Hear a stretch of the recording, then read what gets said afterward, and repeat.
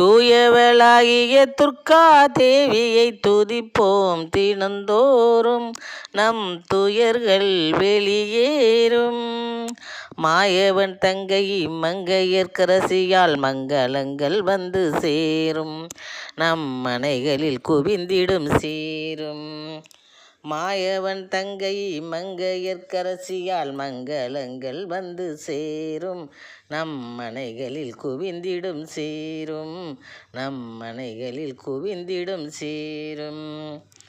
தூயவளாகிய துர்க்கா தேவியை துதிப்போம் தினந்தோறும். நேயத்துடனே அன்னையுடைய நாமத்தினை நாம் சொல்வோம்.